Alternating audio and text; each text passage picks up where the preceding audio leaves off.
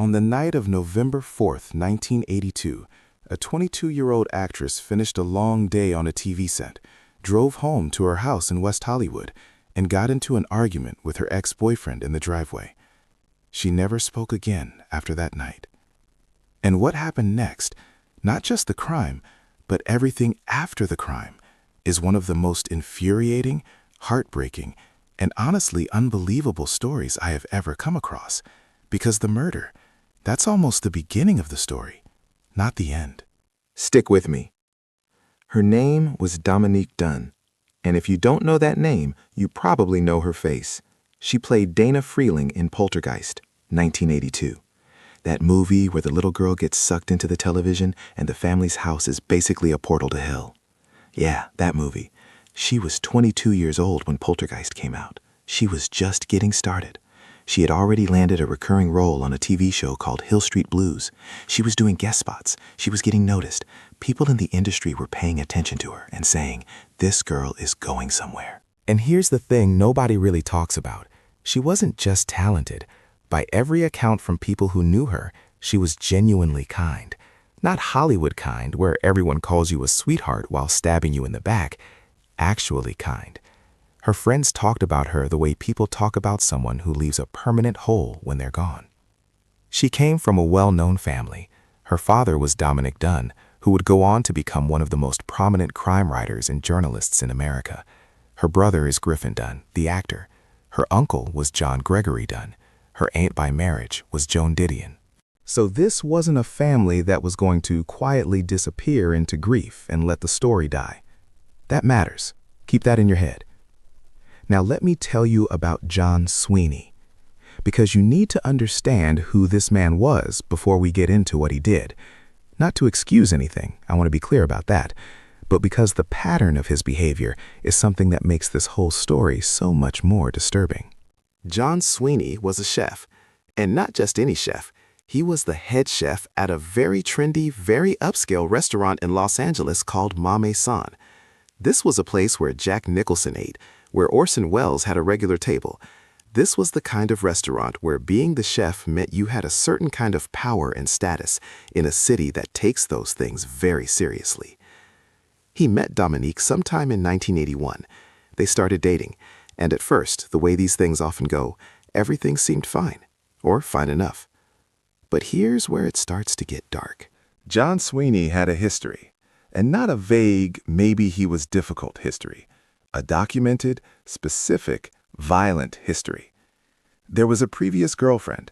Her name was Lillian Pierce, and during their relationship, Sweeney had beaten her so severely that she was hospitalized. We're not talking about a push or a shove. We're talking about injuries serious enough to require medical attention. Now, hold that information right there, because it becomes one of the most important and maddening details of this entire story later on. Dominique, as far as anyone could tell, did not know about this history, and that question, what did she know and when, is something that haunts this case. The relationship between Dominique and Sweeney deteriorated, and by the accounts of people close to her, it deteriorated fast, and it deteriorated ugly. There were incidents, there were arguments that escalated beyond what any argument should ever escalate to. At one point, Sweeney choked her hard enough that Dominique told people about it. She was scared. She had reason to be scared. By October of 1982, she ended it. She told him it was over. She asked him to move out of the house they had been sharing. And this is the part where I want you to really sit with something, because breaking up with someone who has already shown you they're capable of violence is not as simple as just saying it's over. Anyone who's ever been in that situation, or known someone in that situation, understands that leaving is frequently the most dangerous moment. Not staying, leaving. Dominique knew something was wrong. She had people around her. She had support. And she made the decision to get out. On the night of November 4th, 1982, John Sweeney showed up at her house. She was there with a friend, a fellow actor named David Packer. They had been running lines together. Normal night, normal evening. Sweeney wanted to talk. He wanted to reconcile. He was not ready to accept that it was over. David Packer left. And what happened in that driveway in the next few minutes changed everything. Neighbors heard it. The argument. voices raised, and then nothing. When people got to her, Dominique was on the ground. Sweeney had strangled her. Not quickly, not in a single moment of explosive rage. He strangled her for somewhere between 4 and 6 minutes. 4 to 6 minutes. I want you to actually think about how long that is. Count it out in your head if you have to. That is not a momentary loss of control. That is a sustained act. She was rushed to Cedars-Sinai Medical Center. She was placed on life support. She was brain dead. For 5 days, her family sat with her. Her father, Dominic, her mother, Lenny, her brother, Griffin. They sat with a machine keeping her body alive while her brain had already gone quiet. On November 4th, 1982, she was taken off life support. She was 22 years old. Now here is where this story takes a turn that I genuinely did not see coming the first time I went deep on this case. And I think most people, when they hear about Dominique Dunne, stop at the murder. They hear the tragedy, they feel it, and they move on. But the murder is only Act 1, because then came the trial. John Sweeney was arrested, he was charged, and the Dunne family, already shattered, had to sit in a courtroom and watch what happened next. The defense strategy, and I want you to pay close attention to this, was something called the heat of passion defense. The argument was essentially that Sweeney hadn't planned to kill Dominique, that the argument spiraled, that emotions were running high, that this was a crime of passion rather than premeditated murder. Now, remember that detail I told you to hold on to? The previous girlfriend, Lillian Pierce, the hospitalization. Here's where it gets truly staggering.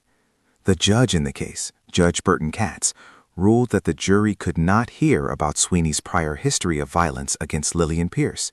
Could not hear about it. The jury sat in that room and listened to the defense paint a picture of a man who had simply snapped in a terrible moment, with zero knowledge that this same man had already put a previous girlfriend in the hospital. Dominique Dunne sat in that courtroom every single day. He watched, he listened, and he later wrote about it with a kind of controlled fury that honestly makes your hands shake a little when you read it. He described sitting behind the victim's family partition, watching evidence get excluded, watching the defense work, watching his daughter's life reduced to legal strategy.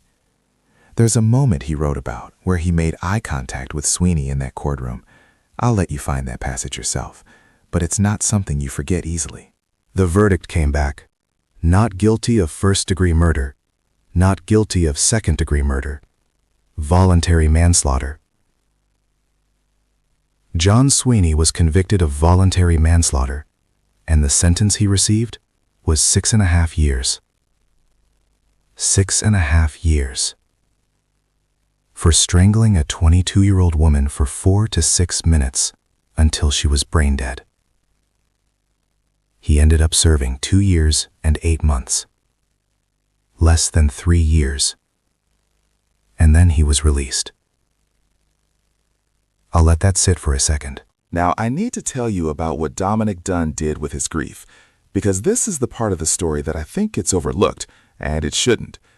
Most people, faced with something like this, a daughter dead, a killer serving less than 3 years, a justice system that felt like it had failed at every possible turn, most people might collapse, or go quiet, or find some private way to carry it.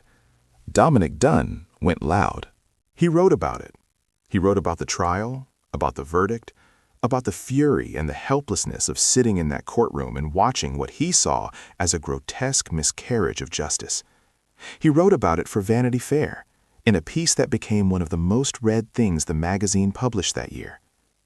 And something happened when people read it. They recognized it. Not because they all had daughters who were murdered, but because the feeling he described, the feeling of sitting inside a system that is supposed to deliver justice and watching it not do that, resonated with people on a level that went beyond just this case. That Vanity Fair piece and the attention it brought essentially launched Dominique Dunne's second career. He became a crime journalist. He covered the Klaus von Bülow trial, he covered the Menendez brothers, he covered the O.J. Simpson trial, and his coverage of that trial, his presence in that courtroom, became iconic. He turned grief into a lens. He used his access, his name, his pen, to document what it looks like when wealth and power and legal maneuvering intersect with violent crime. He did it for decades. But here's the detail that never leaves me. In every single thing he ever wrote or said about crime and justice after Dominique's death, the ghost of that courtroom was always present. The ghost of that excluded evidence. The ghost of that verdict. He never got over it. He didn't pretend to. And somehow that honesty made everything he wrote more true. Let me tell you what happened to John Sweeney after he got out of prison, because this is the part that some people don't know, and it matters. He changed his name. He legally changed his name to John Mora, and he went back to working in the restaurant industry. Think about that for a moment. He didn't disappear. He didn't move to a cabin in the woods and lived in isolation. He went back to doing the job he had been doing before, in restaurants, around people, under a name that wasn't connected to what he had done. For years, Dominique Dunne tried to track where Sweeney, Mora, was working, and when he found out, he would contact the restaurant. He felt with complete conviction that people had a right to know who they were working with. Was that within the law? Complicated question. Was it understandable? I think most people don't even have to think about their answer to that one. There was a point where Sweeney, Mora, was reportedly working at a restaurant in Washington state, and Dominique made sure people knew. The moral and legal questions around that are genuinely complex. But I'll tell you this, when you read Dominique's writing about it, you don't get the sense of someone who was operating out of malice. You get the sense of a father who watched a system fail and decided that if the system wouldn't protect people, he would try to do it himself in whatever way he could. There's a bigger conversation underneath all of this that I think is worth having. In 1982, the legal framework around domestic violence was almost unrecognizably different from what it is today. The idea that a history of violence against a previous partner could be used as evidence in a trial, that concept, legally speaking, was treated very differently than it would be now. The exclusion of Lillian Pierce's testimony, of the documented history, that wasn't a rogue decision. That was a judge operating within a legal framework that genuinely had different standards for what constituted relevant evidence in cases like this. That doesn't make it right, but it means that what happened in that courtroom wasn't just about one case. It was a reflection of how the legal system, in 1982, thought about violence between intimate partners. And the frustrating truth is that Dominique's case, along with others from that era, became part of the fuel that pushed for legal reforms in the following years. The conversations that were forced into public view by cases like this one contributed to changes in how prior bad acts are admissible, how domestic violence is prosecuted, and how victim histories are weighted in courtrooms. None of that brings her back. None of that gives the Dunne family what they actually wanted, which was justice for a specific 22-year-old woman who should have had decades more of her life. But it means her death, in a horrible and incomplete and insufficient way, meant something beyond itself. Dominique Dunne died in 2009. He was 83 years old. In interviews near the end of his life, he was asked about Dominique often. And what struck me watching those interviews was that the anger hadn't softened into something clean and resolved. It hadn't become a lesson learned story with a tidy bow. He was still angry, still hurt, still carrying the specific acute grief of a father who sat in a courtroom and felt that his daughter's life had been assigned a value that he found unacceptable. And I think that's honest. I think that's the correct response. Because grief that resolves too neatly into acceptance is sometimes grief that's been polished down into something more comfortable for other people to look at. Dominique Dunne never made his grief comfortable. He made it useful. And those are very different things. Griffin Dunne, her brother, has spoken about her over the years, and there's one thing he said that I keep coming back to. He talked about the specific cruelty of his sister dying right at the moment her career was beginning. Poltergeist was out. People were seeing her. She was on the edge of something real. He said something about how you mourn the person, but you also mourn everything they were about to become, and there's no way to resolve that. You just carry it. Dominique Dunne was 22 years old. She was in one of the biggest horror movies of 1982. She had a recurring role on a major network drama. She had her whole industry ahead of her. And none of that matters, of course. What matters is that she was a person, that she was loved, that she was trying to get out of a dangerous situation, the way people are supposed to do, and she didn't make it. And her family spent decades making sure that wasn't forgotten. If you made it to the end, thank you for watching. If you want more deep dive true crime stories told with detail and respect, subscribe to the channel and turn on notifications. A new case is coming soon.